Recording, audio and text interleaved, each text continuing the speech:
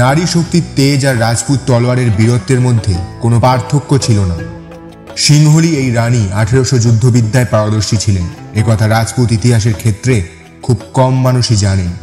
তিনি নিজ যুদ্ধনীতি ও সুগঠিত কৌশলের দ্বারা একাধিকবার চিতোরগড়কে বৈদেশিক সৈন্যদের হাত থেকে রক্ষা করেছিলেন। উদয়পুরের ইতিহাসে রানী পদ্মিনীর জয়গাথার কথা আমরা অনেকেই জানি, কিন্তু তার এই না জানা দিকগুলির কথা রাজপুত ইতিহাসের কোথাও বর্ণিত নেই। অথচ এই নারী শক্তির জন্যই আজ চিতোর নিজের গৌরবকে স্বর্ণাক্ষরে ইতিহাসের পাতায় গ্রথিত করতে সক্ষম হয়েছে। আজও তাদের বীরত্ব ও জয়গাথার ইতিহাসে রানী পদ্মিনীর নাম স্বর্ণাক্ষরে জলজল করছে। জয় ভবানী, জয় ভবানী, জয় ভবানী।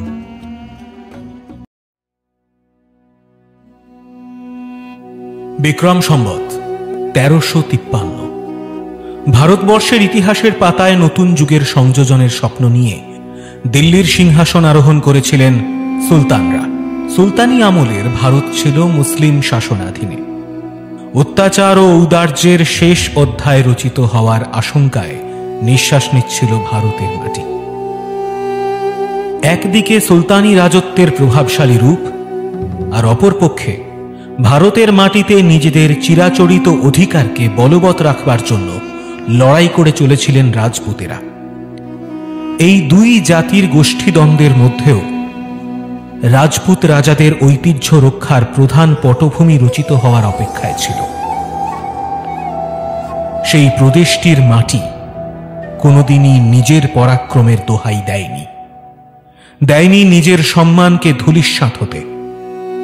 নিভে যাওয়া প্রদীপের শেষ প্রজ্বলিত শিখার ন্যায় চুপিসারে দম বন্ধ হয়ে যাওয়া অতীতকে অন্তরে কোথাও লুকিয়ে রেখে টিমটিম করে জ্বলছিল মেওয়াড়ের গহিল বংশ।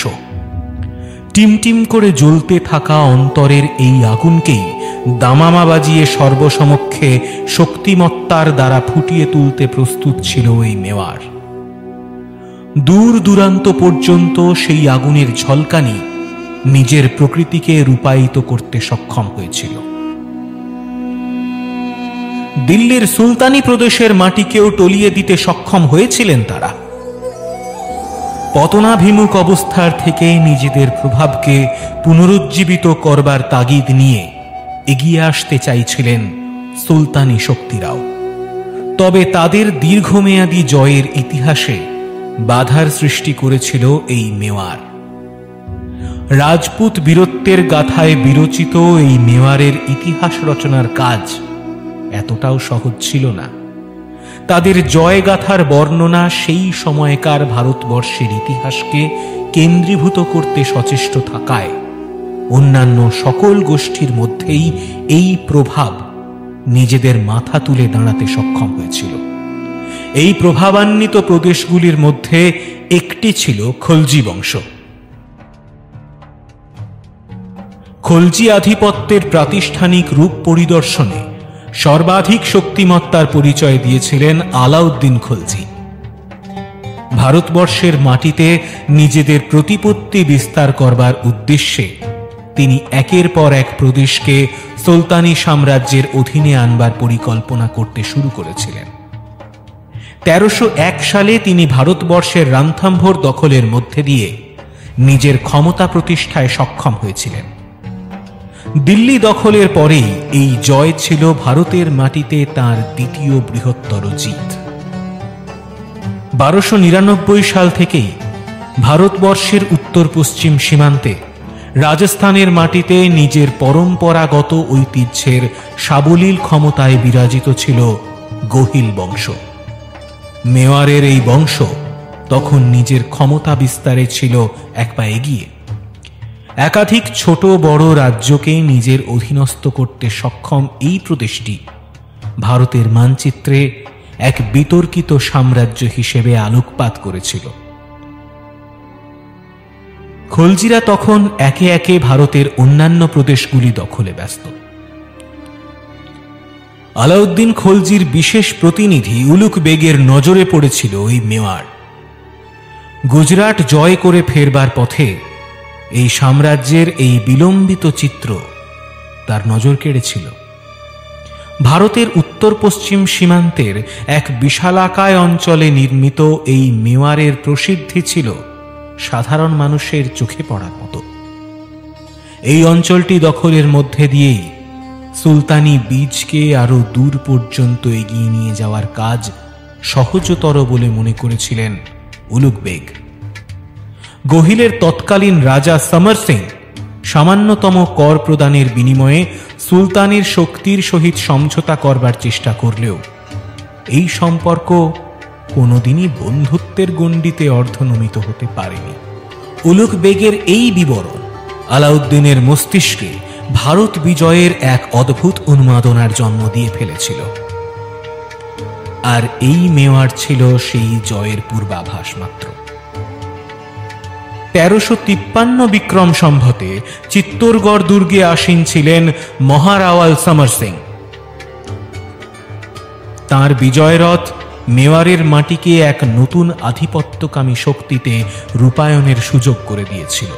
এরপরেই ঘটেছিল সেই ঘটনা যা ভারতবর্ষের ইতিহাসে মেওয়ারের নামকে স্বর্ণাক্ষরে বিরচিত করতে তৎপর হয়ে উঠেছিল। 1350 বিক্রম সম্বত পর্যন্ত ইতিপূর্বেই বহুবার খলজি বংশ মেওয়ারের উপর নিজেদের ক্ষমতা বিস্তারের উদ্দেশ্যে একে একে কূটনৈতিক ছক কষেই চলেছিল।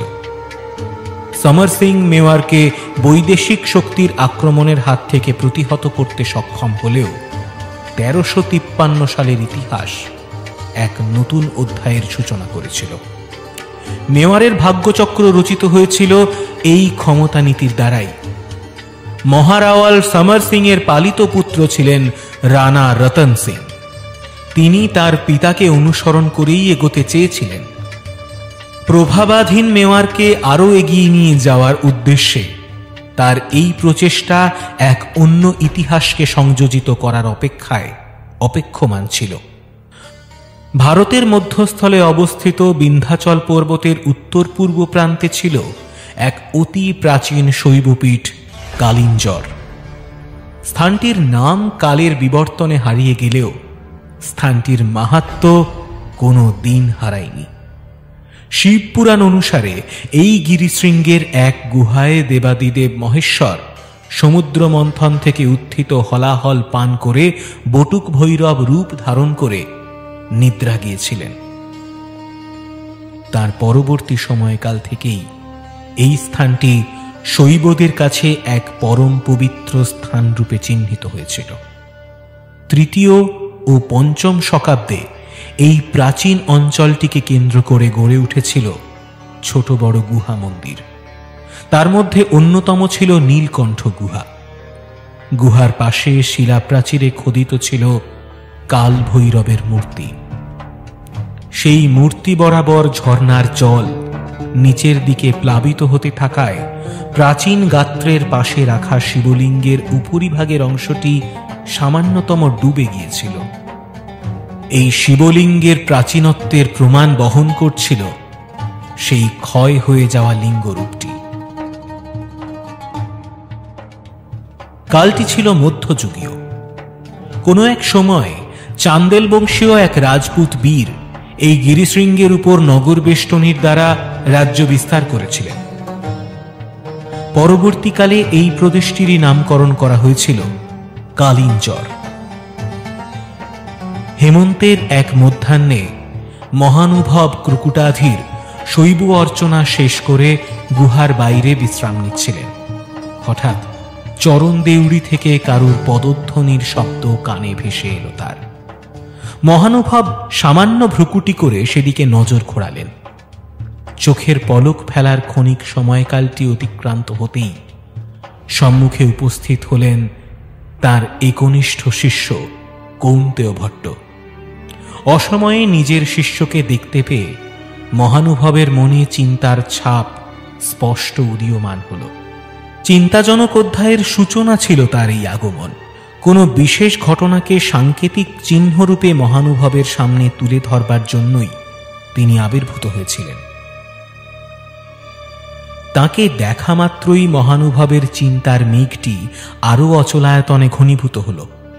কৌন্তেয় ভট্ট মহানুভবকে প্রণাম করে তার পায়ের কাছে এসে বসলেন। কৌন্তেয় ভট্টের কপালে চিন্তার ভাঁজ উদিত হতে দেখেই মহানুভব আসন্ন বিপদের প্রহর গুনতে শুরু করেছিলেন। তিনি তার অন্তরের ভাষা ব্যক্ত করতে যাবেন এর পূর্বেই কৌন্তেয় ভট্ট স্বর্ণমোড়কে মোড়া এক লিফাফা তার হাতে ধরিয়ে দিলেন। মোড়কটিকে বেষ্টন করেছিল পদ্মফুলের ডাঁটি। মহানুভব সেই পদ্মের বেষ্টনী খুলতে খুলতেই কৌন্তেয় ভট্টের চোখের দিকে তাকালেন। তার চোখের ভাষাই প্রমাণ করে দিচ্ছিল এই চিঠিটির উদ্দেশ্য। এই লেখনীর আসল রূপকারের জবানবন্দির ইশারা করছিল ওই দুটি চোখ। পদ্মের ফুলটি থেকে তখনও বার্তা প্রেরকের অঙ্গের সুবাস ভেসে আসছিল। পত্রটি খুলতেই তার নজর পড়ল কাগজের অরুণাভ মুখের দিকে। মেওয়ারের সাংকেতিক চিহ্নটি চিঠির উপরিভাগের পরিসর জুড়ে নিজ ক্ষমতার বয়ানকে স্পষ্ট অঙ্কিত করে রেখেছিল। সেটি প্রমাণ করে দিচ্ছিল চিঠিটির ভবিষ্যৎ। অপরূপ লেখনীর বেষ্টনী এবং ক্ষমতার প্রভাবান্বিত রূপের ঝলক একে একে প্রতিটি শব্দের মধ্যে দিয়েই নিজ মাধুর্যকে স্পষ্ট চিহ্নিত করেছিল। লিফাফাটি এসেছিল সুদূর মেওয়ার থেকে। মহানুভব কৌন্তেয় ভট্টকে জিজ্ঞাসিলেন, এই পত্রটি কি রানীমায়ের লিখিত? আসলে লেখার টান স্পষ্ট করে দিচ্ছে তার অস্তিত্বের কথা। ভারতীয় লিপির সাথে যে তার একেবারেই পরিচয় সাধিত হয়নি তা তার এই লেখনী প্রমাণ করছে। মহানুভবের কথা শুনে ঈষৎ থামলেন কৌন্তেয় ভট্ট। তারপর বললেন, আজ্ঞে হ্যাঁ, তিনি সকল শৈবসোনাকে আগামী অমাবস্যার মধ্যেই তার গড়ের ভবানী মন্দিরের সম্মুখে উপস্থিত থাকার নির্দেশ দিয়েছেন। আপনার কাছে এই বার্তাটি পৌঁছে দেওয়ার জন্যই তিনি আমাকে প্রেরণ করেছেন। যত শীঘ্র সম্ভব এই কাজকে পরিণতি দিতে হবে, তবেই মেওয়ারের ভবিষ্যৎ সুরক্ষিত হবে। কৌন্তেয় ভট্টের এই কথাগুলি মহানুভবের মনে বিশেষভাবে আলোকপাত করেছিল। তিনি জানতেন মেওয়ারের তরফ থেকে প্রেরিত এই আর্জির অন্দরে লুকিয়েছিল এক বিশেষ প্রত্যাবর্তনের ইতিহাস, যে ইতিহাসকে সুরক্ষিত করবার দায়িত্ব রানী স্বয়ং মহানুভবের কাঁধে অর্পণ করতে চেয়েছিলেন। লেখার শেষে রানী একটি শব্দ সংযোজিত করেছিলেন। সেটি ছিল, এই কাজকে পূর্ণ রূপ প্রদানে আপনারা সক্ষম হলে মেওয়ার আপনাদের কাছে চিরঋণী হয়ে থাকবে। লেখা শেষে যুবরানীর রত্নখচিত আংটির ছাপ ছিল স্পষ্ট। লিখিত অক্ষরগুলির মধ্যে থেকে ভেসে আসা পদ্মের সুবাস যুবরানীর দৈবিক সত্তার প্রমাণ দিয়ে যাচ্ছিল।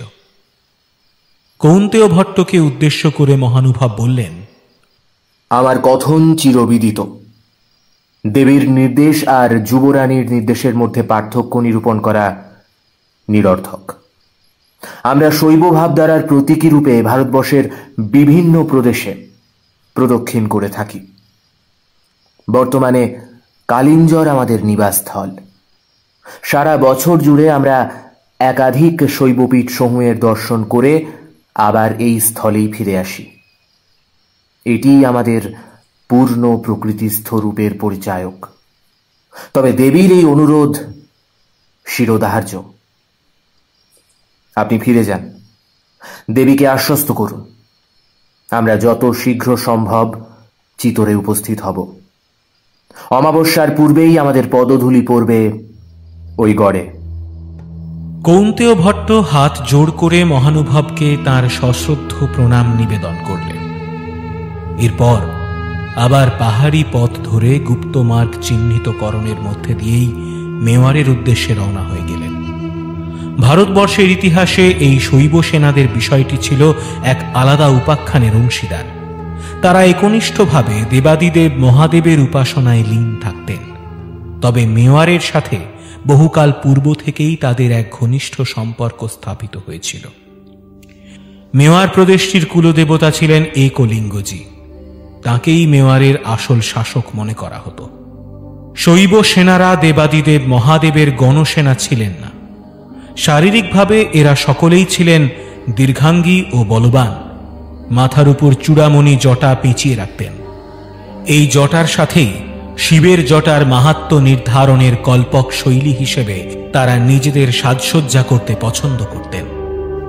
এদের কোটিদেশ ছিল মৃগচর্মের দ্বারা আবৃত। সন্ন্যাসী হলেও এরা সকলেই ছিলেন গুপ্ত যুদ্ধবিদ্যায় পারদর্শী। এরা কারো কাছেই দায়বদ্ধ ছিলেন না। শৈব আজ্ঞা পালন ব্যতীত এদের জীবনে অপর কোনো উদ্দেশ্য ছিল না। এরা শুধুমাত্র মহানুভবকেই তাদের গুরুদেবের আসনে বসিয়েছিলেন। ধ্যান যোগে তারা মহানুভবের সঙ্গে সংযোগ স্থাপনের চেষ্টা করতেন। প্রাচীনকাল থেকেই এরা মেওয়ার প্রদেশের একলিঙ্গজির একনিষ্ঠ ভক্ত ছিলেন। এই একলিঙ্গজির দিওয়ান রূপে সূর্যবংশীয় এই রাজপরিবার রানা উপাধি ধারণ করে সিংহাসনে আরোহণ করতেন। রানা অর্থাৎ মন্ত্রী। মেওয়ার তার সংকটকালে বহুবার একলিঙ্গজি ও ভবানী মায়ের আজ্ঞা নিয়ে এই শৈব সেনাদের অনুগামী হয়েছিল। এই শৈব সেনাদের আনুগত্যে মেওয়ারকে কোনোদিন পরাজয়ের মুখ দেখতে হয়নি। শৈব সেনারা আগামীর প্রস্তুতি নিচ্ছিলেন। কৌন্তেয় ভট্টের স্থান ত্যাগের সাথে সাথেই মহানুভবের মনে নতুন ভাবনা উদিত হতে শুরু করেছিল। তিনি আর বিলম্ব না করে গুহার খোপে থাকা পায়রার পায়ে নীলকণ্ঠ ফুল বেঁধে উড়িয়ে দিলেন। এই ধরনের ক্রিয়া সেই সময়কার ইতিহাসে প্রতিবেদকের ভূমিকা পালন করত। পায়রা ছিল শান্তির প্রতীক। তার পাশাপাশি এই বিষয়টি সম্মতির প্রতীকী রূপেও কাজ করত। ভারতবর্ষের বিভিন্ন প্রান্তে ছড়িয়ে থাকা শৈবপীঠগুলিতে এই ফুলগুলি পৌঁছল। পায়রা বার্তাবাহকের ভূমিকা পালন করে এক শৈবপীঠ থেকে অন্যত্র মহানুভবের বার্তা পৌঁছে দিয়েছিল। ওই ফুলগুলি ছিল মহানুভবের নির্দেশিকার প্রমাণ। এই ফুলগুলি চোখে পড়ার অর্থ ছিল মহানুভবের ডাকে সাড়া দেওয়া।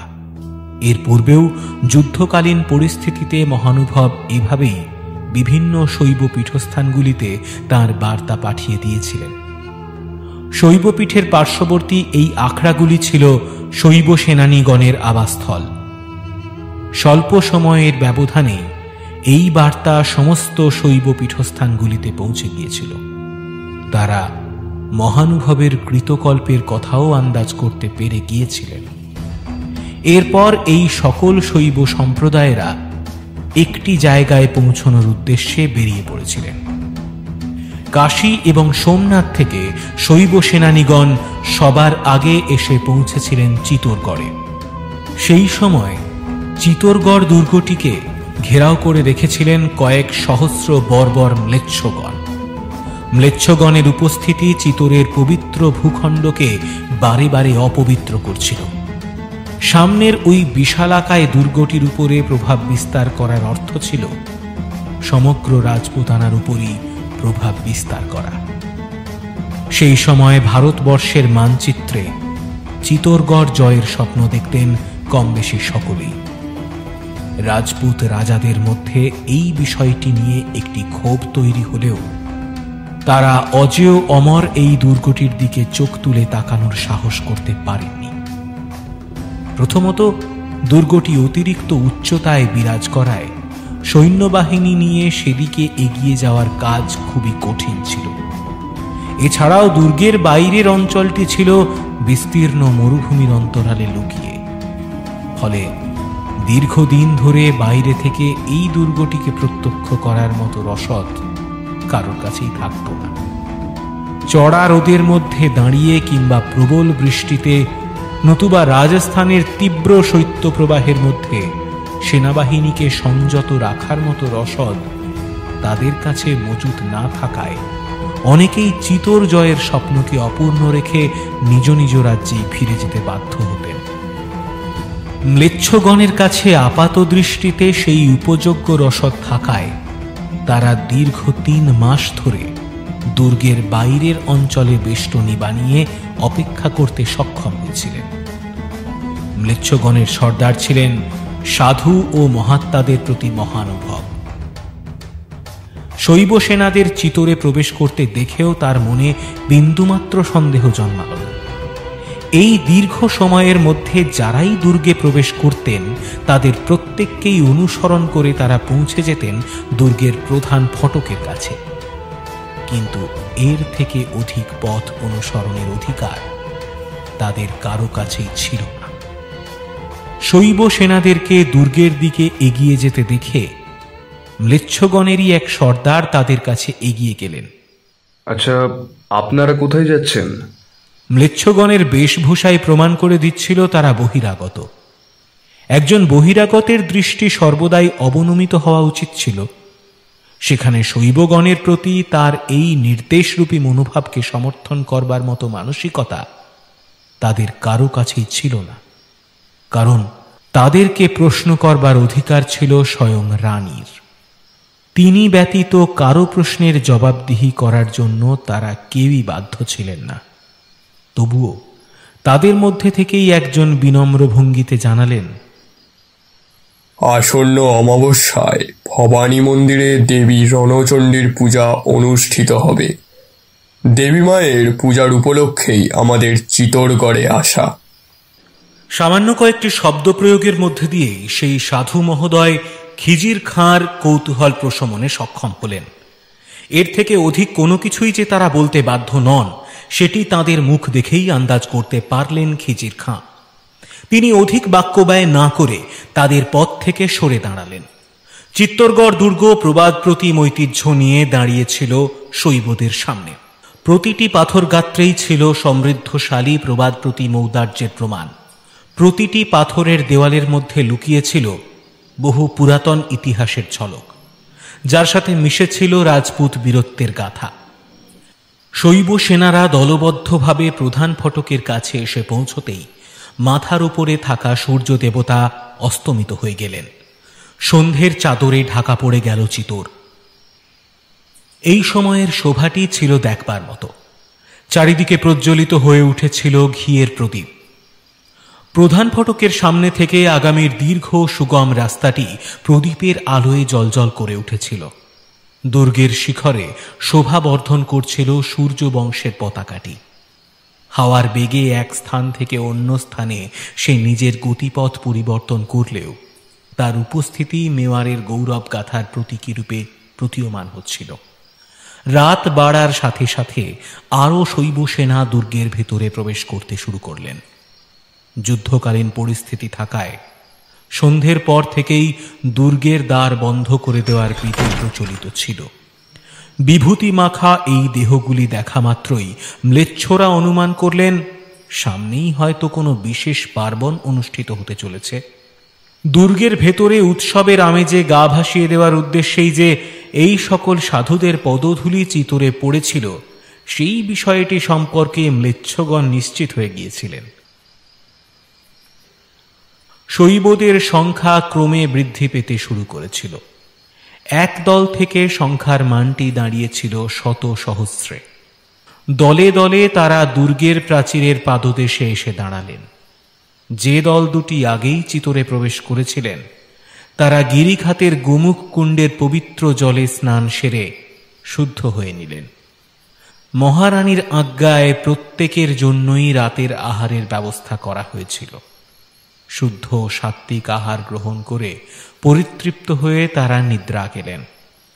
দুর্গের ভিতরে অবস্থিত মহাশ্মশানে রাত্রি যাপন করলেন।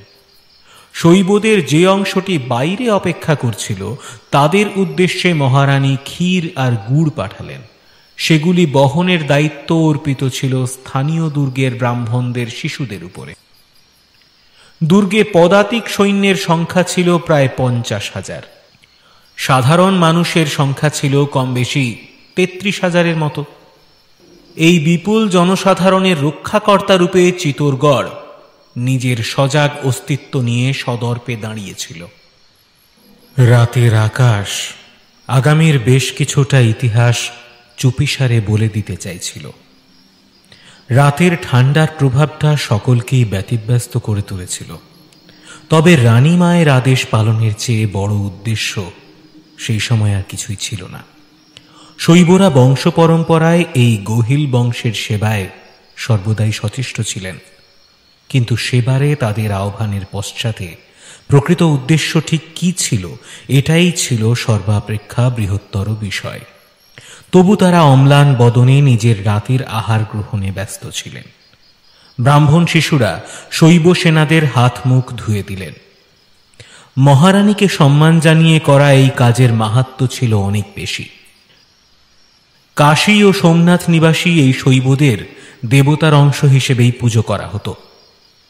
মেওয়ারের কাছে তাদের আবির্ভাব ছিল স্বয়ং দেবাদিদেবের আবির্ভাবের সমতুল্য। দূরে দাঁড়িয়ে ম্লেচ্ছগণ এই দৃশ্য অবলোকন করছিলেন। তাদের কাছে একই প্রশ্ন বারে বারে উদীয়মান হচ্ছিল। খিজির খাঁ তার পার্শ্বস্থ এক সেবাদাসের কাছ থেকে সেবা গ্রহণে ব্যস্ত ছিলেন। রাতের ওই নীল নীলিমা তাকে সর্বদাই আকর্ষণ করত। চিতোরের পরিবেশের মধ্যেই যেন এক মিষ্টি সুবাস লুকিয়েছিল। শক্তিমত্তার পাশাপাশি মেওয়ার তার সৌন্দর্যের রূপায়ণের ক্ষেত্রেও আর 5টা প্রদেশের থেকে বহুলাংশে এগিয়েছিল। সেই দুর্গের দিকে তাকিয়ে থাকার স্পর্ধা দেখিয়েই খিজির খাঁ মনে মনে একটি বিষয়ের কথা চিন্তা করতে লাগলেন। তার কাছে এই প্রশ্নের উত্তর জানার কাজ ক্রমাগতভাবে আরো দুরূহ হয়ে উঠছিল। তিনি বিড়বিড় করে নিজের মনের কথা ব্যক্ত করতে লাগলেন।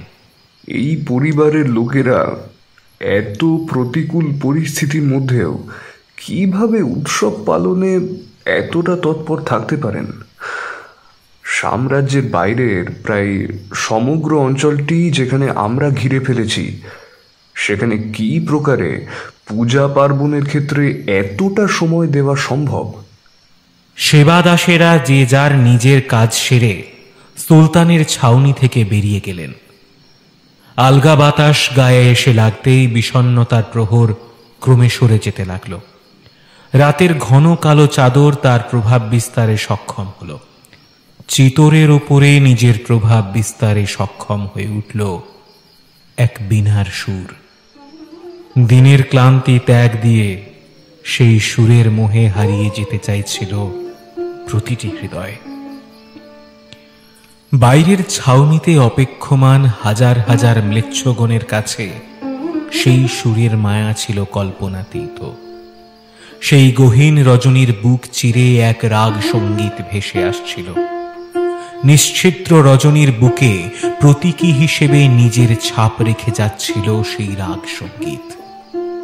তার সাথেই ভেসে আসা বীণার তান মনের মধ্যে জমে থাকা সমস্ত ভয় ও আশঙ্কাগুলির অবসান ঘটিয়ে প্রতিটি প্রাণকে স্বাধীন চেতা পাখির মতো উড়ে নীলিমায় হারিয়ে যাওয়ার জন্য ব্যাকুল করে তুলেছিল। দরজার সাথে বেঁধে রাখা ঘণ্টাগুলি রাতের চাদরে গা ভাসিয়ে দমকা হাওয়ার সাথে সাথে এক ধার থেকে অন্য ধারে দুলতে দুলতে এক অদ্ভুত সুর তুলছিল। সেই সাথে শনশন করে ফাঁকা রাস্তা দিয়ে বয়ে চলা বাতাস আগামী প্রহেলিকার জবানবন্দি রূপে প্রত্যেকের কানের কাছে এসে ফিসফিস করে কিছু কথা বলে যেতে চাইছিল। আমি আছি, আমি চিতোরকে ঠিক রক্ষা করব।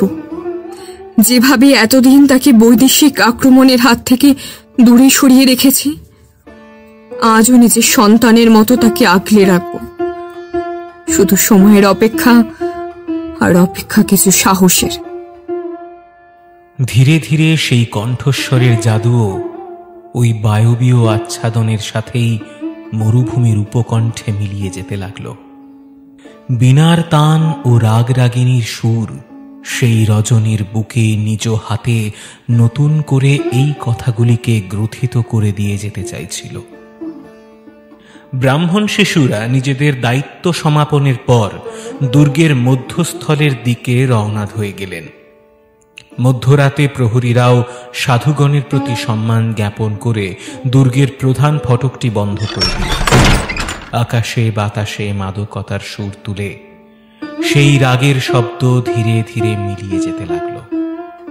প্রত্যেকেই সেই মনোমুগ্ধকর সুরের জাদুতে গা ভাসিয়ে দু চোখের পাতা বন্ধ করে স্বপ্নের সাগরে তলিয়ে গেলেন। মধ্যরাতে গোটা চিতোর যখন ঘুমের দেশে তলিয়ে গিয়েছিল, তখনও দ্বাররক্ষী হিসেবে পাহারা দিচ্ছিলেন হরজন সিং। একাধিক দ্বাররক্ষীর মধ্যে এই নামটি ছিল সুবিদিত। হরজন সিং দুর্গের রামপোলের দায়িত্বে ছিলেন। রাজস্থানী ভাষায় ফটককে পোল বলা হতো। চিতোরগড়ের 7টি পোলের মধ্যে রামপোলটি ছিল প্রবেশের শেষ দরজা। অদূরেই ছিল রাজপরিবারের সদস্যদের নিজস্ব আবাসস্থল।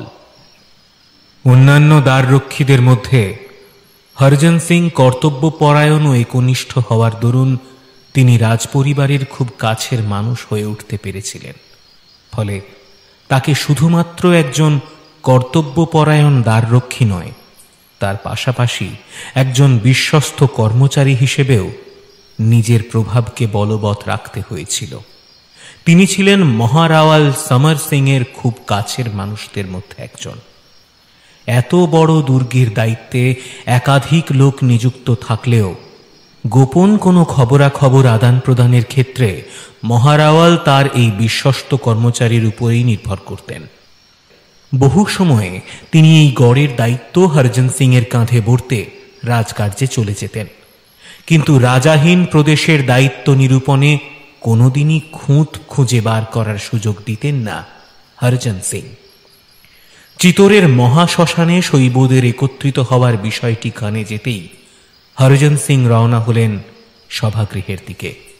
হরজন সিং এর পরনে ছিল ছোট ঘের দেওয়া আংরাখা, তার উপরে ছিল লোহার বর্ম, আর মাথায় ছিল মেওয়ারি পাগড়ি। তারা সকলেই এই পোশাকটির মধ্যে দিয়ে নিজেদের আভিজাত্যকে সকলের থেকে আলাদা করে রাখতে সক্ষম হয়েছিলেন। এটিই ছিল তাদের বিশিষ্টতা। মেওয়ারের সেনাদের এই পোশাকি ধরনই তাদের বাকি সমস্ত রাজ্যের থেকে স্বতন্ত্রতা প্রদানে সক্ষম হয়েছিল। সামান্য দূরত্ব নিরূপণের পরেই মহারানীর 2 সেবিকা তার পথ অবরোধ করে দাঁড়ালেন। তাদের পরনে ছিল সুতির দরিয়া বস্ত্র, মাথায় বোরলা, পায়ে মল, হাতে বালা, সুরলি ও কঙ্কণ ছিল। চুল ছিল মোম দিয়ে বিনি করা। তাদের মধ্যে প্রথম জন বলে উঠলেন, আপনি কার সাথে এত রাতে দেখা করতে যাচ্ছেন? এমনিতেই বাইরের আবহাওয়া ঠিক নেই, সেই সাথে স্লেচ্ছগণ সর্বদাই দুর্গের দিকে তাদের নজর একত্রিত করেছেন। সেই সাথেই দুর্গে প্রবেশ করেছেন একাধিক শৈব সেনারাও। তাদের সাথে রানী স্বয়ং দেখা করতে চেয়েছেন। আগামী অমাবস্যায় রণচণ্ডী পূজার বিধি সম্পন্ন হওয়ার মধ্যে দিয়েই গড়ের ভবিষ্যৎ রচনার কাজ সমাপ্ত হবে। আপনি নন, কম বেশি সকলেই এই বিষয়টি নিয়ে চিন্তিত হয়ে রয়েছেন। শৈব সেনাদের আগমনের বিষয়টিকে এই মুহূর্তে কখনোই চাউর করা যাবে না। রানী স্বয়ং এই বিষয়টির প্রতি সাবধানতা অবলম্বন করতে বলেছেন। আমরা আপনাকেই সবার প্রথমে এই বিষয়টি সম্পর্কে জানাতে চেয়েছিলাম। সেই কারণেই রানী মায়ের নির্দেশে আপনার সহিত সাক্ষাৎ করতে যাচ্ছিলাম। ভালোই হলো, পথে আপনার সাথে দেখা হয়ে গেল। আশা করি আপনি রানী মায়ের এই আদেশের সম্মান রাখবেন। হরজন সিং গোটা বিষয়টি জানা মাত্রই এর অন্দরে লুকিয়ে থাকা রহস্যকে কিছুটা আন্দাজ করতে পারলেন। এমনি এমনি যে রানীমা এত বড় সিদ্ধান্ত নেননি, সেটা ওই 2 সেবিকার আচরণই প্রমাণ করে দিচ্ছিল। তিনি ঘাড় নেড়ে সম্মতি জানালেন, আর সেই সঙ্গে মৃদু কণ্ঠে বললেন, বেশ, আমি এত কিছু জানতাম না। এই বিষয়ে কথা বলবার উদ্দেশ্যে আমি মহারাওয়াল সমর সিংহের কাছে বার্তা প্রেরণে উদ্যত হচ্ছিলাম। পথে আপনাদের সাথে সাক্ষাৎ হয়ে ভালোই হয়েছে। আমি আপনাদের কথা শুনলাম। রানীমায়ের সম্মান আমাদের সকলের সম্মান। তার সম্মানের সাথেই গোটা গড়, এমনকি সমগ্র মেওয়ার প্রদেশের সম্মান জড়িয়ে রয়েছে। তার বিরুদ্ধে যাওয়ার অর্থ সমগ্র প্রদেশের বিরুদ্ধে যাওয়া। আমি কখনোই একজন বিশ্বস্ত প্রতিনিধির দায়িত্বভার থেকে নিজেকে বঞ্চিত রাখতে পারবো না। আমি এই বংশের নুন খেয়েছি। বেশ, তাই হবে। জবনিকার আলেয়ার সাথে লড়াই করে এমন অনেকেই ক্লান্ত হয়ে পড়তেন। তার কাছে রাজার সত্তার চেয়েও বেশি গুরুত্বপূর্ণ হয়ে পড়ত সাম্রাজ্যের সম্মান রক্ষা। যুবরানী ছিলেন চিতোরের সেই প্রজ্বলিত জ্যোতিষ্ক, যার ছত্রছায়ায় গোটা প্রদেশ লালিত পালিত হতো।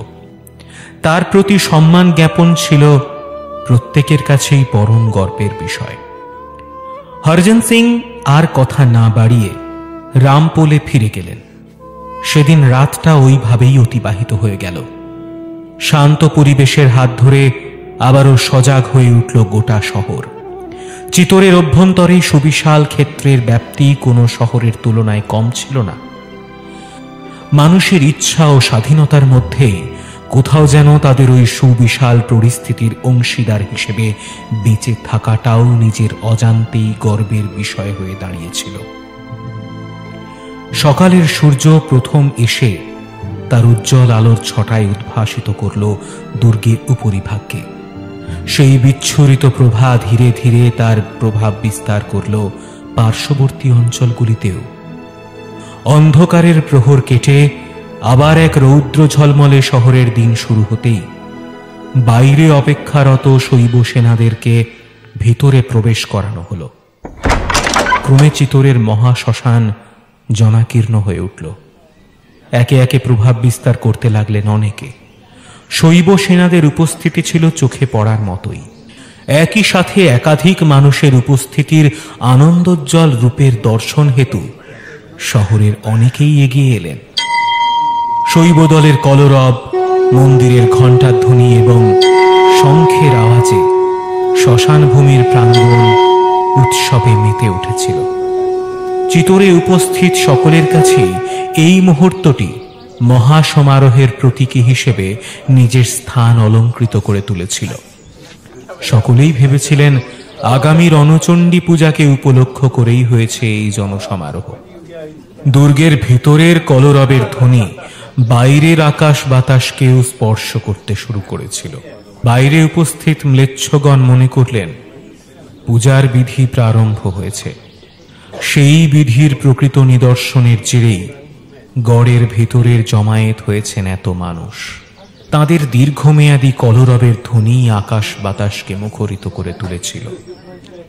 উৎসবের এই বিশেষ মুহূর্তের মধ্যে ম্লেচ্ছগণ কোথাও যেন নিজেদের ক্ষমতাকে ম্রিয়মান হতে দেখছিলেন।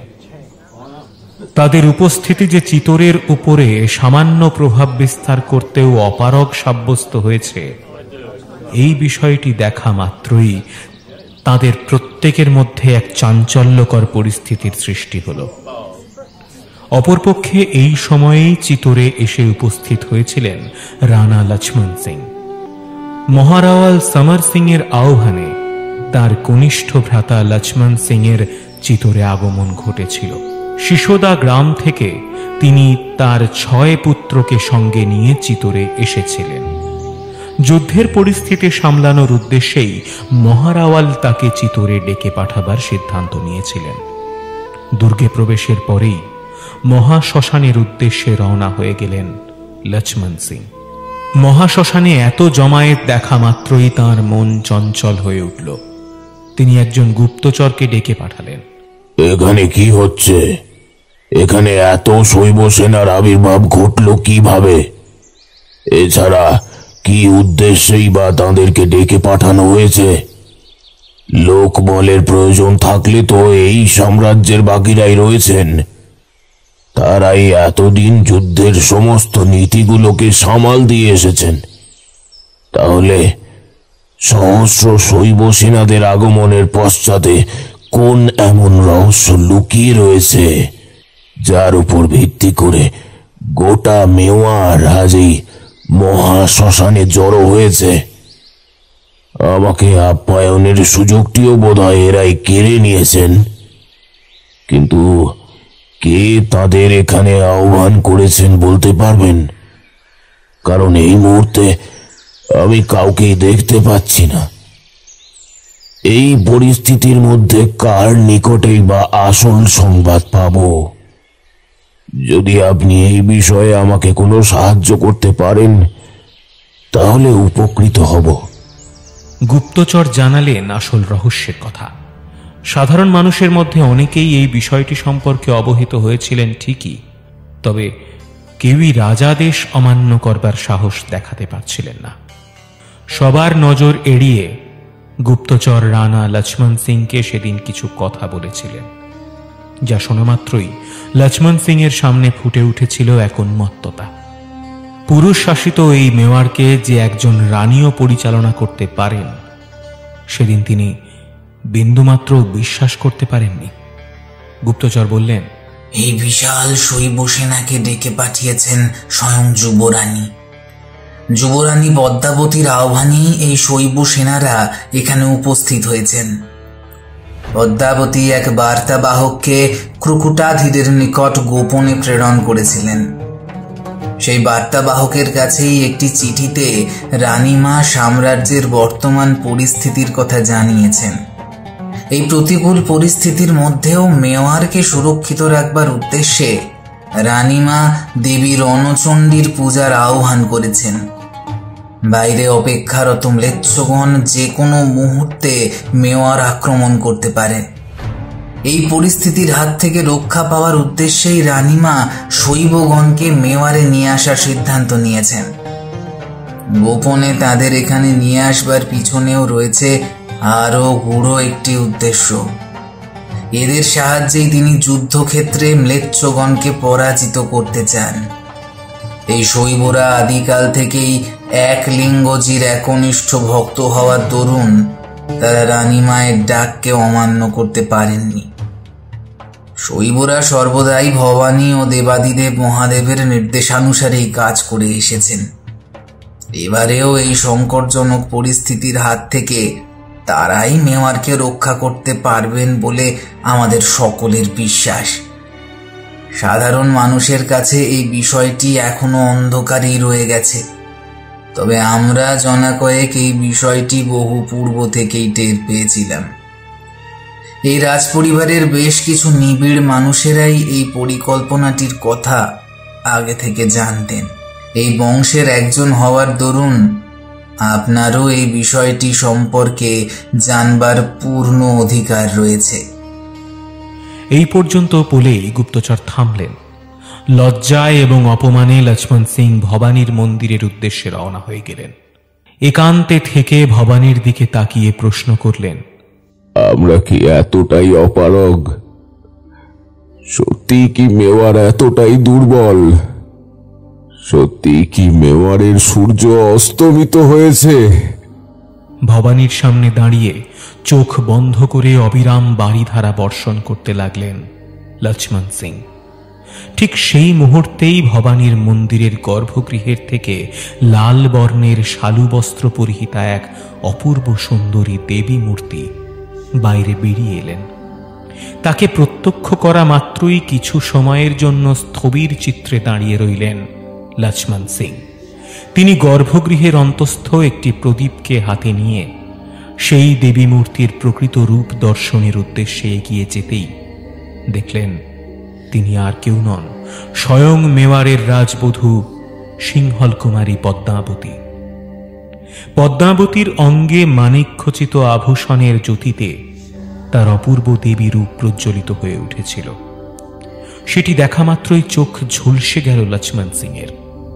বৃদ্ধ লক্ষ্মণ সিং ক্ষণিকের জন্য ভাবলেন স্বয়ং ভবানী মনুষ্য রূপ ধারণ করেই হয়তো তার সম্মুখে এসে দাঁড়িয়েছেন। বর্ণনাহীন সেই সৌন্দর্যকে স্থির চিত্তে দেখতে থাকলেন তিনি। প্রবীণ কোনোদিনই এই রূপে রানীকে দেখেননি। প্রবীণের চোখ দিয়ে ঝরঝর করে জল ঝরতে লাগল। রানী পদ্মিনীর এই দেবী রূপের মধ্যে দিয়ে সেদিন তিনি তার সব প্রশ্নের উত্তর খুঁজে পেয়েছিলেন। রানীর এই রূপের মাহাত্ম্য পরিদর্শনই ছিল তার কাছে প্রধান গুরুত্বপূর্ণ বিষয়। দেবীর দিকে বিস্ফারিত চোখে তিনি তাকিয়ে রইলেন। তার অন্তর্মনে ওঠা প্লাবনকে প্রশমিত করে রানী পদ্মাবতী বললেন, পিতা, আমার প্রণাম নিন। আপনি আজ ভবানীর সামনে উপস্থিত হয়েছেন। আপনার মনের মধ্যে লুকিয়ে থাকা চিন্তার মেঘে প্রমাণ করে দিচ্ছে আপনি কতটা বিচলিত। মেওয়ারের প্রতিটি সেনার তলোয়ারের জোর সম্পর্কে সকলেই অবগত, কিন্তু যবন সেনার সংখ্যা অগণিত। চিতোর আক্রমণের পূর্বেই তারা মেওয়ারের বাকি 30টি কেল্লা দখল করে নিয়েছে। প্রয়োজনে তারা আরো সেনা পাঠাতে সক্ষম। ওই সমস্ত গড়গুলিকে রক্ষা করবার জন্য মেওয়ারের অধিকাংশ সেনারাই নিজেদের প্রাণ ত্যাগ করেছেন। শেষ রক্ষা হয়নি বাকরুল গড়েরও। ইতিমধ্যে কেবলমাত্র 10,000 সেনা চিতরগড়ের রক্ষা কবচের ভূমিকা পালন করেছেন। তারাই আমাদের অন্তিম সম্বল। এই বিপদ সংকুল পরিস্থিতি দেখে আমার শ্বশুরমশাই, শ্রদ্ধেয় মহারাজ শ্রী সমর সিংহ এবং আমার স্বামী রতন সিংহ গভীর চিন্তায় আচ্ছন্ন হয়ে পড়েছেন। চিতোরের ভবিষ্যৎ নিয়ে এই ঘরের প্রত্যেকেই দুশ্চিন্তায় রয়েছে। চিতোরের ইতিহাস কোনো সাধারণ ইতিহাস নয়। এই ইতিহাসের ভার বহনের দায়িত্ব এত সহজ নয়। এই বংশে পদার্পণের পরেই গড়ের শিখরটি আমার প্রথম দৃষ্টি আকর্ষণ করেছিল। ওই উচ্চ শিখরটিকে আমি কোনো দিনও অর্ধনমিত দেখতে পারবো না। গত পূর্ণিমায় সান্ধ্যে আমি আমার পঞ্চসখী সহ কারণী মাতার গুহা মন্দিরে গিয়েছিলাম। জীবনে যখনই আমি কোনো দ্বন্দ্বের সম্মুখীন হয়েছি, তখনই দেবী কারণী আমাকে সঠিক পথ দেখিয়েছেন। দেবী পূজার মাহাত্ম্য তেমনই, তাই দেবীর ছত্রছায়ায় গিয়েছিলাম আমরা সকলে। দেবী কারণী হলেন স্বয়ং মা লক্ষ্মী। লক্ষ্মী দেবীর এই রূপ বড়ই দুর্লভ। পদ্মাসনে অধিষ্ঠিতা চতুর্ভুজা এই দেবী মূর্তির 4 হস্তেই পদ্ম সজ্জিত থাকে। দেবী পদ্মাসনা। এই দেবী রূপে তিনি পূজিত হতেন সিংহল প্রদেশে। আমার পিতা পরম ভট্টারক গন্ধর্ব সেন ও মাতা ভট্টারিকা চম্পাবতী এই কারণী দেবীর ব্রত পালন করেই জঙ্গলাকীর্ণ জলাভূমিতে আমাকে পেয়েছিলেন। তাদের কাছে শুনেছিলাম এক অপূর্ব সুন্দরী দেবী কন্যাকে তারা নাকি জলাভূমির পাশে পেয়েছিলেন। সেই দেবীকেই আমি বিবাহের পর আমার সঙ্গে চিতরগড়ে নিয়ে এসেছিলাম। তারপর আমার স্বামী রতন সিংহ এই গড়ের ভেতরেই দেবীকে পুজো করার উদ্দেশ্যে একটি গুপ্ত মন্দির নির্মাণ করে দিয়েছিলেন। আমি নিয়মিতভাবে দেবীকে অর্ঘ্য প্রদান করে এসেছি। সেদিন সন্ধেবেলায় ব্রত পালনের পরে দেবীকে পূজার অর্ঘ্য প্রদানের উদ্দেশ্যে যখন আমরা মন্দিরে এসে উপস্থিত হলাম, তখন দেখলাম গুহার গর্ভে এক জ্যোতির্ময়ী আলোক ছটা বিচ্ছুরিত হচ্ছে। গুহাভিমুখে নজর পড়তেই লক্ষ্য করলাম দেবী মূর্তির সম্মুখে 5 জন দিব্যজ্যোতি সম্পন্না ভৈরবী মাতারা এক লোহার প্রকাণ্ড কড়া ঘিরে ধ্যান মুদ্রায় বসে আছেন। দিব্যজ্যোতি সম্পন্না এই ভৈরবীরা ছিলেন অন্তর্যামী। আমরা সকলেই তাঁদের উদ্দেশ্যে প্রণাম নিবেদন করলাম। তাদের প্রত্যেকের মুখমণ্ডলেই সন্তুষ্টির ছাপ স্পষ্ট অনুভূত হচ্ছিল। এরপর তারা সমবেতভাবে বলে উঠলেন, যাও রানী, যাও, তুমি ভবানীর রূপ নাও। তোমার হস্তেই অর্পিত রইল মেওয়ারের গৌরব। লও তুমি, লও ভবানীর খড়গ হাতে, তবেই হবে মেওয়ারের স্বর্ণোজ্জ্বল। ভবানীর খড়গ আছে সেই মন্ত্র যা তুমি পাঠাবে কলমে লিখে সর্বত্র। লেখন পড়লে আসিবে শৈব সৈন্য দল, যাহাতে বাড়িবে গৌরবোজ্জ্বল মেওয়ারের বল। এ কথাগুলো বলেই ভৈরবীরা অন্তর্ধান হলেন। এই ঘটনার পর আমি আমার 5 সখীকে নিয়ে মন্দির ত্যাগ করে চলে গিয়েছিলাম। কিন্তু অনতি পরেই চাষি বউয়ের বেশ ধারণ করে রওনা হলাম ভবানী মন্দিরের উদ্দেশ্যে। মন্দিরের সেবকেরা আমার এই রূপ দেখার সাথে সাথেই সকলে মূর্ছা গেলেন। সেই সন্ধিক্ষণে প্রবীণ পূজারী আর আমি ব্যতীত কেউই মন্দিরে উপস্থিত ছিলেন না। প্রবীণকে সমস্ত কথা জানাতে তিনি আমাকে মন্দিরের এক গুপ্ত কক্ষে নিয়ে গেলেন। সেখানেই রাখা ছিল বাপ্পা রাওয়ালকে দেওয়া ভবানী মায়ের সেই সুসজ্জিত খাঁড়াটি, যা হাতে নিয়ে এই বংশের কুলদীপকেরা সিংহাসনে আরোহণ করেন এবং মেওয়ারকে আমৃত্যু রক্ষা করার শপথ নেন।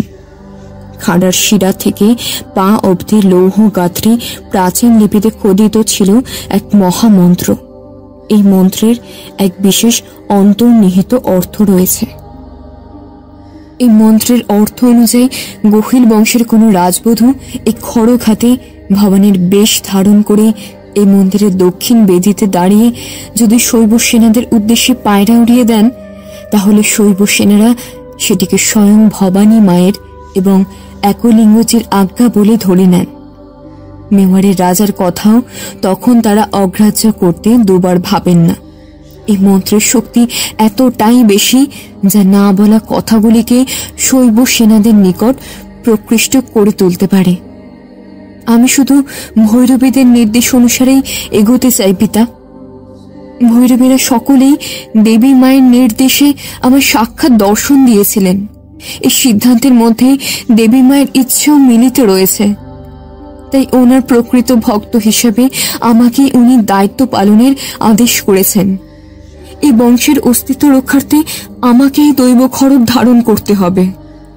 কথাগুলি শেষ করলেন যুবরানী। সামান্য দৃষ্টি ঘুরিয়ে লক্ষ্মণ সিং এর দিকে তাকালেন। লক্ষ্মণ সিং এর চোখ তখনও ছলছল করছিল। দেবী মায়ের উদ্দেশ্যে প্রণাম নিবেদন করলেন তিনি। এরপর অশ্রুজল মুছে দেবী মায়ের সন্নিকটে বসে বললেন, দেখো মা, তুমি ঠিক করেছো নাকি ভুল এই বিষয়ে মন্তব্য করবার মতো স্পর্ধা আমার নেই। দেবী মায়ের নির্দেশ অমান্য করবার সাহস এই চিতরের কারোরই নেই। তোমার অভিভাবক হওয়ার দরুন আমি তোমাকে কিছু কথা বলতে চাই। যেহেতু এটি একটি দৈব আজ্ঞা, তাই এই বিষয়ে তোমার কিছু গুরুত্বপূর্ণ কথা জানা ভীষণ প্রয়োজন।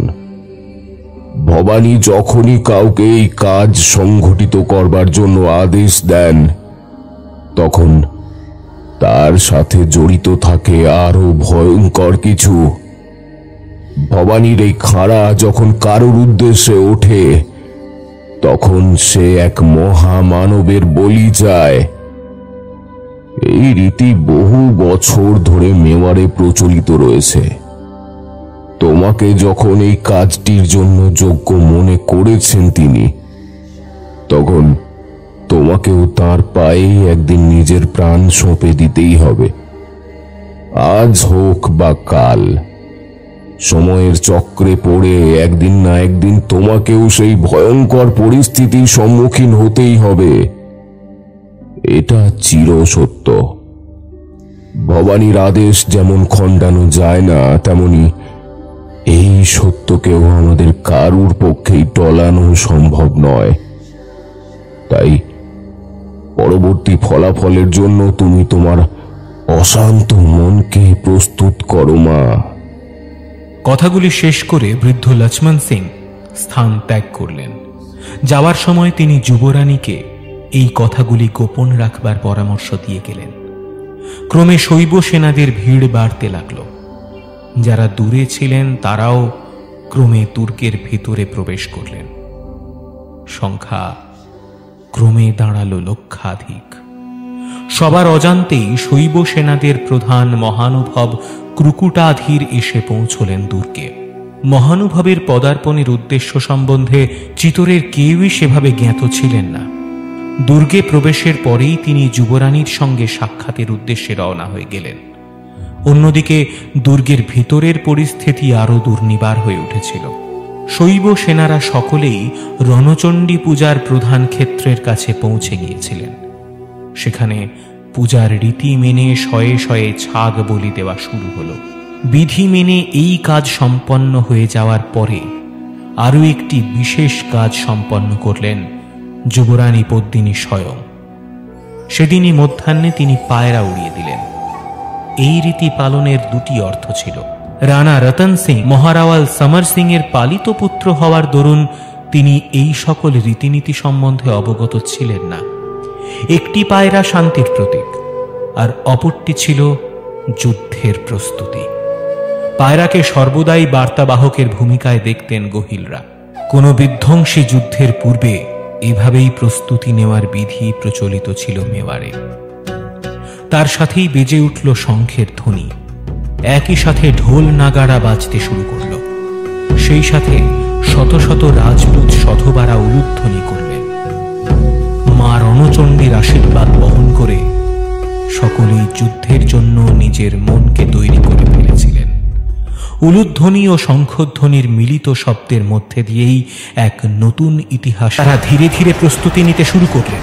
এরপর যবন সেনারাও পাল্টা আক্রমণ হানলেন রাজপুতদের উপরে। রাজপুত সেনারা আপেক্ষিক অর্থে যবন সেনাদের সংখ্যায় কিছুটা কম হওয়ায় যবন সেনারা যুদ্ধের কৌশলের দ্বারা তাদেরকে সহজেই ঘেরাও করে ফেললেন। যবন সেনাদের দ্বারা পরিবেষ্টিত হয়ে পড়ায় রাজপুত সেনারা বেশ ঘাবড়ে গেলেন, কারণ এই যাযাবরদের যুদ্ধনীতি সম্পর্কে তাদের কারোরই পূর্ব ধারণা ছিল না। যবন সেনাদের উপর রাজপুতদের এই বিধ্বংসী আক্রমণের খবর কানে যেতেই স্বয়ং দিল্লির সুলতান আলাউদ্দিন খলজি কৈলোরের কেল্লা থেকে চিতোরের উদ্দেশ্যে বেরিয়ে পড়লেন।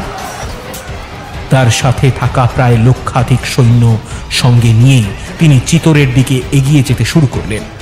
পথে যেতে যেতে সুলতান আলাউদ্দিন খলজি তার বিশ্বস্ত সেনাপতি উলুগ বেগ ও সহচর মালিক কাফুরের সাথে এক বিশেষ পরিকল্পনা করলেন। যেহেতু লক্ষাধিক যবন সেনা পূর্বেই রাজপুতদের উপর আক্রমণ হানতে সক্ষম হয়েছিল, তাই তিনি তার সাথে থাকা 1 লক্ষ সেনাকে যুদ্ধক্ষেত্রে প্রেরণ না করে সরাসরি চিতোরের কেল্লার উদ্দেশ্যে রওনা হয়ে যাওয়ার সিদ্ধান্ত নিলেন। সুলতান আলাউদ্দিনের সহিত আরও 2 রাজা নিজেদের সাহচর্য প্রদানের উদ্দেশ্যে সংঘবদ্ধ হয়েছিলেন। একজন ছিলেন হয়েলশালেশ্বর স্বয়ং, আর অপরজন ছিলেন স্বয়ং মধুরাপতি বীরা পান্ডা। এই 2 নরপতি নিজেদের আত্মসম্মান সুলতানের কাছে বিক্রি করতেও দ্বিধাবোধ করেননি। শোনা যায় এরা উভয়েই নাকি যুবরানী পদ্মাবতীর স্বয়ংবরে চরম ব্যর্থতা লাভ করেছিলেন। রানী স্বয়ং এই 2 নৃপতিকে অসিবিদ্যার লড়াইতে পরাস্ত করেছিলেন। তাই সেই অপমান ও ঘৃণার ভার বহন করতে না পেরে তারা উভয়েই সুদূর দক্ষিণ ভারত থেকে সুলতান আলাউদ্দিনের সেনায় যোগদানের সিদ্ধান্ত গ্রহণে দুবার ভাবেননি। দুজনেই চিতোরের গৌরবকে চিরকালের জন্য পদতলে পিষ্ট করতে চেয়েছিলেন, আর তাদের এই সুযোগ সর্বাগ্রে কার্যকরী হওয়ার মুহূর্ত ছিল সেটি যখন সুলতান তাদেরকে সঙ্গে নিয়ে চিতোর আক্রমণের উদ্দেশ্যে রওনা হয়েছিলেন। মধুরাপতি স্বয়ং যুবরানী পদ্মাবতীর যুদ্ধকৌশল সম্পর্কে পূর্বেই অবগত ছিলেন। অসাধারণ রূপবতী হওয়ার পাশাপাশি তিনি যে যুদ্ধবিদ্যায়ও সমানভাবেই পারদর্শী ছিলেন, এই বিষয়টি সম্পর্কে তিনি পূর্বেই অবগত হওয়ার সুযোগ লাভ করেছিলেন। পথে যেতে যেতে মধুরাপতি বীরা পান্ডা সুলতান আলাউদ্দিনকে বেশ কয়েকটি কথা জানাতে উদ্যত হলেন। সুলতান, আপনাকে প্রণাম জানিয়ে বেশ কয়েকটি কথা বলতে চাই। যুবরানী পদ্মাবতী একজন পরমা সুন্দরী রমণী হওয়ার পাশাপাশি একজন বিচক্ষণ যোদ্ধাও বটেন। তিনি 1 সহস্র যুদ্ধবিদ্যায় পারদর্শী। এছাড়াও তিনি তার যুদ্ধনীতির দ্বারা রণাঙ্গনে খুব সহজেই যুদ্ধরীতির পরিবর্তনেও বেশ পটু। চোখের পলকেই তিনি সেনাদের অবস্থান পরিবর্তনেও সক্ষম সুলতান। তাই চিতোরের সেনার পরাজয় জানবেন একেবারেই সাময়িক। যে কোনো মুহূর্তেই যুবরানী স্বয়ং যুদ্ধক্ষেত্রে পদার্পণ করে এই পরিস্থিতির পরিবর্তন করে দিতে পারেন। তাদের ওপরে বিশ্বাস করবার অর্থ নিজেদের পতনকে ডেকে আনা সুলতান। আমি যখন সিংহল দ্বীপ আক্রমণ করি তখন আমার 4 সহস্র সেনাকে পদ্মাবতী একাই পরাস্ত করেছিলেন। এরই মধ্যে সুলতানের সেনা দুর্গের নিকটেই পৌঁছে গিয়েছিল। একজন রমণীর সম্পর্কে এমন সব কথা শোনার পরেও সুলতান আলাউদ্দিন সামান্যতম বিচলিত হলেন না। তিনি দুর্গের অভিমুখে রওনা হওয়ার সিদ্ধান্তেই অনড় রইলেন। হঠাৎ সুলতানের নজর পড়ল দুর্গের প্রাচীরের দিকে। তিনি দেখলেন কারা যেন দুর্গের প্রাচীর বেয়ে নেমে আসছেন। ক্ষণিকের মধ্যেই আবহাওয়া ধুলোয়িত হয়ে গেল। ধুলোয় ঢাকা পড়ল গোটা পরিসরটি। কোনো কিছুই পরিষ্কারভাবে দৃষ্টিগোচর হতে চাইছিল না। চিতোরের সমস্ত সেনারাই তখন যুদ্ধের প্রাঙ্গণেই উপস্থিত ছিলেন, কিন্তু এর পরেও বহিরাগত এই সেনাদের আগমনের বিষয়টি সুলতানকে বিচলিত করে তুলল। আক্রমণটি ছিল সম্পূর্ণ অস্বাভাবিক। আরও কিছুটা সামনে আসতেই সুলতান লক্ষ্য করলেন ব্যাঘ্রচর্ম পরিহিত ত্রিশূলধারী লক্ষাধিক শৈব সেনা তাদের দিকে ধেয়ে আসছে। চারিদিকে একলিঙ্গজির জয়ধ্বনি গমগম করতে লাগলো। মনে হলো যেন স্বয়ং বিশ্বম্ভর শিব স্বর্গ থেকে যুদ্ধক্ষেত্রে পদার্পণ করেছেন। তাদের পায়ের শব্দ ও মন্ত্রের ধ্বনি গোটা পরিবেশের উপর নিজেদের একচ্ছত্র অধিকার প্রতিষ্ঠায় সক্ষম হয়েছিল। তারা দলে দলে সুলতানি সেনাদের উপর আক্রমণ হানতে শুরু করলেন। হাজার হাজার তীর নিক্ষেপণের পরেও তাদের গতি রোধ করা সম্ভব হল না। সুলতানের বিপুল হাতি ঘোড়া সারিবদ্ধভাবে তাদের পথ অবরুদ্ধ করে দাঁড়িয়ে থাকলেও তাদের গতি রোধ করা গেল না। দলে দলে তারা ত্রিশূল হাতে একে একে যবন সেনাদের বুকে বিদ্ধ করতে লাগলেন। তাদের একটি আঘাতেই পদতলে পতিত হতে বাধ্য হলেন যবন সেনারা। তাদের শক্তিমত্তার কাছে সুলতানের সৈন্যরা পরাজয় বরণ করতে বাধ্য হলেন। সারা অঙ্গে বিভূতি মেখে যুদ্ধক্ষেত্রে ঝাঁপিয়ে পড়েছিলেন শৈব সেনারা। তাদের সেই সুবিশাল চেহারা দেখে সুলতানি সেনারা ঘাবড়ে গেল। শৈব সেনারা যে এভাবেও কারোর উপর তাদের প্রভাব বিস্তার করতে পারে, এই বিষয়টি ছিল সকলের কাছেই আশ্চর্যজনক। তারা কোনোদিনই সাধু মহাত্মাদের এমন পারদর্শিতাকে লক্ষ্য করেননি। তাদের যুদ্ধের কৌশলও ছিল সম্পূর্ণ ভিন্ন ধরনের। তারা একে একে ছত্রাকারে গোটা জায়গাটির উপর নিজেদের প্রভাব বিস্তার করতে সক্ষম হয়েছে। সুলতানের প্রতি 5 সেনাকে বেষ্টন করে নিজের যুদ্ধবিদ্যার কৌশল আরোপে এক একজন শৈব সেনাই যথেষ্ট ছিলেন। একজনের হাতেই শেষ হচ্ছিল সুলতানের 5টি করে সেনা। প্রত্যেকের বুকে বিদ্ধ হতে থাকলো সেই ত্রিশূল। স্বয়ং দেবাদি দেবী যেন প্রবেশ করেছিলেন তাদের মধ্যে। তারা সম্মিলিতভাবেই এগিয়ে যেতে লাগলেন আরো গভীরে। একে একে উচ্ছেদ হতে লাগলেন যবন সেনারা। এত কাছ থেকে যে নিজেদের অকাল মৃত্যুকে প্রত্যক্ষ করতে হতে পারে তা যবন সেনাদের কাছে ছিল অবাক হওয়ার মতোই বিষয়। তারা সকলেই হতভম্ব হল। মধ্যাহ্নের মধ্যেই সুলতানের অধিকাংশ সেনা গড়ের অভিমুখে শেষ নিঃশ্বাস ত্যাগ করলেন। শৈবগণ তাদের হত্যা করে জয়ধ্বনি দিতে দিতে চিতোর ছাড়লেন। সুলতান কোনো রকমে নিজেকে রক্ষা করতে সক্ষম হয়েছিলেন। সেটি ছিল তাদের 8ম পরাজয়। এর পূর্বে তারা যতবারই চিতোর আক্রমণের সিদ্ধান্ত নিয়েছিলেন, প্রতিবারই কোনো না কোনো কৌশলে রাজপুতেরা তাদেরকে পরাস্ত করতে সক্ষম হয়েছিলেন। শৈব সেনারা যুদ্ধক্ষেত্র ত্যাগ করার পর তাদের নজরে পড়ল রক্তের স্রোত। এমন পরাজয় এর পূর্বে কোনোদিনই সুলতানের নজরে পড়েনি। নিজেদেরকে তারা প্রবল শক্তিশালী বলেই মনে করতেন। ভারতবর্ষের মাটিতে এই 8ম বারের জন্য পরাজয় বরণ করার মধ্যে দিয়ে চিতোরের উপরে ক্ষমতা বিস্তার করবার নীতি থেকেও সুলতানি শক্তিকে পিছিয়ে যেতে বাধ্য করেছিলেন রাজপুতেরা। কিন্তু এখানেই শেষ হল না সেই যুদ্ধ। পড়ে থাকা 200 সেনা নিয়ে সুলতান আলাউদ্দিন চিতোরের দুর্গাভিমুখে এগোতে শুরু করলেন। বেরচ নদীর তীরে দাঁড়িয়ে সুলতান লক্ষ্য করলেন এক ক্ষুদ্র দল তাঁর দিকে এগিয়ে আসছেন। দক্ষিণ ভারতীয় নৃপতিগণ সেই দৃশ্য দেখে আগেই পিছু হটলেন। বাতাসে শোনা গেল শিবতাণ্ডব স্তোত্রম। সুলতান বুঝলেন যুদ্ধ এখনো সমাপ্ত হয়নি। তারা সমূলে সুলতানি সৈন্যদের পরাস্ত করতে চাইছেন। চোখের নিমেষেই সুলতানের সামনে এসে উপস্থিত হলেন 6 জন নারী মূর্তি। সুলতান লক্ষ্য করলেন আরো বিশেষ কিছু। ওই 6 জনের পোশাকি ধরনের সঙ্গে মেওয়ারের রাজপুতদের পোশাকের কোনো মিল ছিল না। তাদের দেহে স্বর্ণের শিরস্ত্রাণ ছিল, হাতে ছিল ফালা, পিঠে ছিল ঢাল ও ভালা, যেটিকে তারা নিজেদের আত্মরক্ষায় হাতিয়ার হিসেবে কাজে লাগাচ্ছিলেন। এর পাশাপাশি তারা যুদ্ধক্ষেত্রে একে একে এগিয়ে আসছিলেন নিজেদের কৌশল মতেই। তারা যে সকলেই একাধিক কৌশলে পটু, এটি তাদের এগিয়ে আসার ধরনই প্রমাণ করে দিচ্ছিল।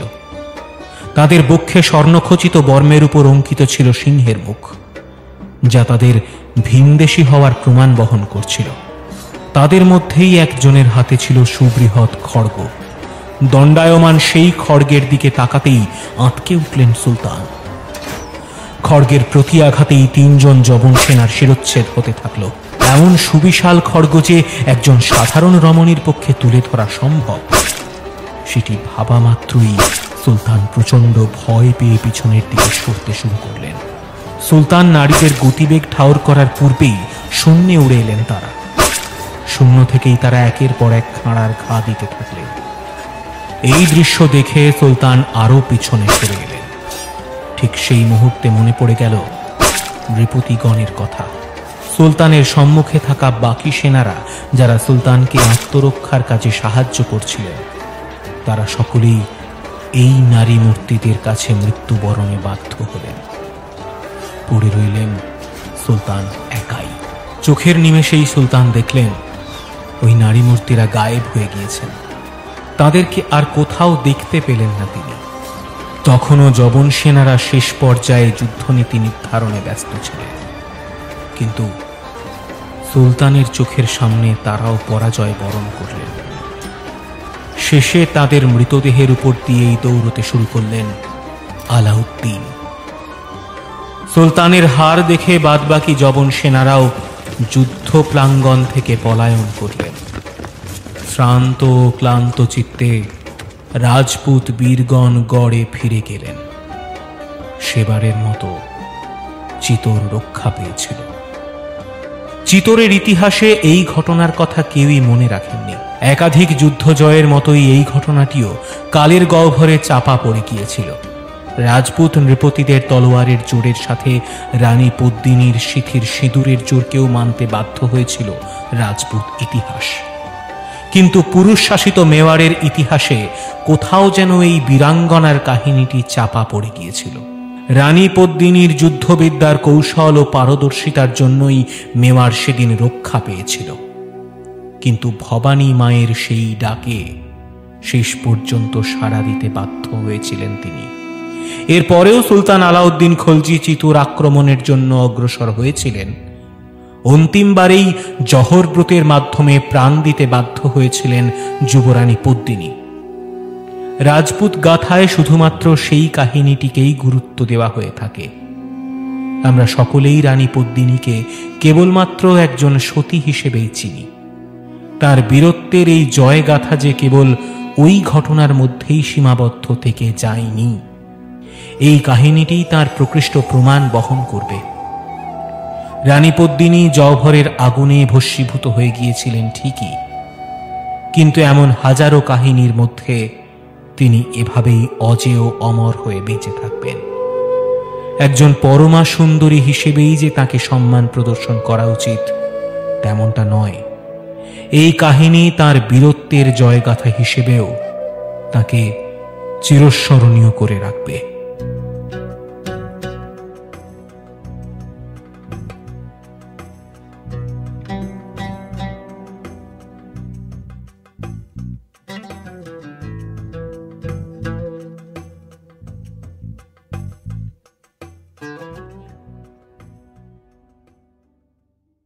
এই গল্পে সূত্রধারের ভূমিকায় ছিলাম আমি ঋতদীপ, কথকের ভূমিকায় ছিলেন তমাল, মহানুভবের ভূমিকায় ছিলেন সায়ন্তন, কৌন্তেয় ভট্টের ভূমিকায় ছিলেন অরূপ, রানী পদ্মিনীর ভূমিকায় ছিলেন আলোকলতা, খিজির খায়ের ভূমিকায় ছিলেন শ্রমণ, শৈব সেনার ভূমিকায় ছিলেন সায়নদীপ, মহারানীর সেবিকার ভূমিকায় ছিলেন অমৃতা, হরজন সিং ও গুপ্তচরের ভূমিকায় ছিলেন পিনাক, লক্ষ্মণ সিংহ ও মধুরাপতি বীর পান্ডার ভূমিকায় ছিলেন প্রীতম। এরকম গল্প আরও শুনতে হলে আমাদের চ্যানেলটি সাবস্ক্রাইব করতে ভুলবেন না। পদ্মিনীর সম্পর্কে আগামীতে এমন আরও অনেক গাথা আপনাদের সামনে আমরা প্রকাশ করতে চলেছি। এরকম কাহিনী যদি আপনাদের ভালো লেগে থাকে তাহলে কমেন্ট বক্সে কমেন্টের মাধ্যমে আমাদের জানান। আমরা এমন আরও অনেক অজানা ঐতিহাসিক রহস্যময় কাহিনীগুলিকে আপনাদের সামনে প্রকাশের জন্য সচেষ্ট থাকব। আমাদের সঙ্গে থাকুন আর শুনতে থাকুন শাম্ভবী প্রোডাকশনস, যেখানে গল্প কথা বলে।